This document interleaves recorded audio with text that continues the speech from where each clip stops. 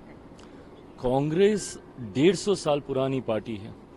ये परंपराएं, सदन के सेट अनसेट सारे नियम जो परंपराओं के माध्यम से स्थापित किए गए हैं वो इसी पार्टी के द्वारा स्थापित किए गए हैं। ऐसे में इतिहास में कभी ऐसा नहीं हुआ कि राष्ट्रपति जी के अभिभाषण पर आए धन्यवाद प्रस्ताव से पहले कोई भी स्थगन प्रस्ताव आए या उससे पहले किसी भी और विषय पर चर्चा हो। सबसे पहले राष्ट्रपति जी को जो दोनों सदन को संबोधित करती हैं उसके बाद धन्यवाद प्रस्ताव सर्वसहमति से सदन से पारित कर उनके पास भिजवाया जाता है और उसके बाद अब जिस भी विषय पर आप चर्चा करना चाहें सरकार चर्चा करने को तैयार है। ये बात डे वन ही चेयर की तरफ से भी कही गई थी। ऑनरेबल स्पीकर ने भी इस बात को प्रमुखता से कहा। आज केंद्रीय रक्षा मंत्री राजनाथ सिंह जी ने भी इस बात को प्रमुखता से रखने का काम किया।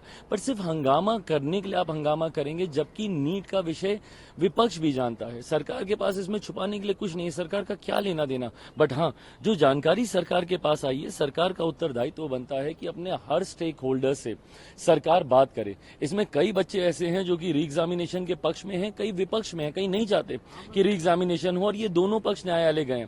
न्यायालय में ये मामला पूरी तरीके से विचाराधीन है। ऐसे में पेपर लीक जैसा एक गंभीर विषय भी सामने आया है। पेपर लीक को लेकर भी केंद्रीय जांच एजेंसियां अपनी इन्वेस्टिगेशंस इस पे कर रही हैं। तो जब तक ये सारी रिपोर्ट्स नहीं आ जाती, जांच एजेंसियों की रिपोर्ट नहीं आ जाती, जब तक न्यायालय की तरफ से कोई वर्डिक्ट नहीं आ जाता, जब तक सारे स्टेक होल्डर से गंभीरता से बात नहीं हो जाती, कोई मतलब नहीं है सरकार का इसके ऊपर कोई भी फैसला लेने का।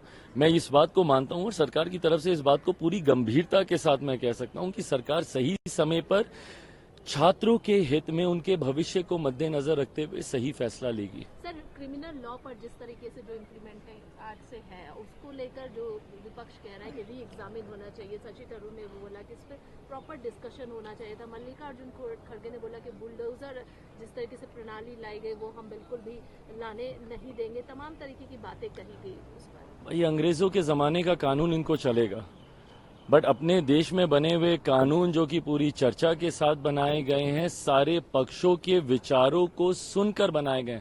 इसमें तो इवन आम जनता से भी भाई कई ऐसी चीजें हैं जो नए प्रावधान इसमें जोड़े गए हैं। मॉब लिंचिंग वगैरह जैसी चीजों की धाराएं इसमें जोड़ी गई हैं। जिस तरीके से नाबालिगों के साथ दुष्कर्म जैसी और जिस तरीके से ऐसी घटनाएं होती हैं, इन तमाम चीजों को इसमें इनकॉर्पोरेट किया जा रहा है, उसको लेकर इन लोगों की चिंताएं हैं। बट वो 19वीं सदी के समय का कानून चल रहा था, वो इन लोगों के लिए ठीक है।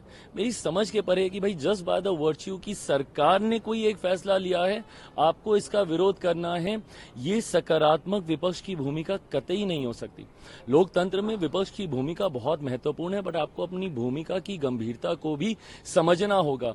हर विषय क्योंकि सरकार के द्वारा लाया जा रहा है सिर्फ इसको अपोज करेंगे, ये सोच पूरी तरीके से गलत है। भैया चर्चा होकर इस कानून को बनाया गया, अब इसको लागू नहीं करेंगे तो क्या कल को जब नारी शक्ति अधिनियम को जब धरातल पर उतारा जाएगा फिर ये लोग बोलेंगे कि भाई दोबारा इसके ऊपर चर्चा हो, दोबारा इसके ऊपर चेंजेस हो। क्यों हो भाई?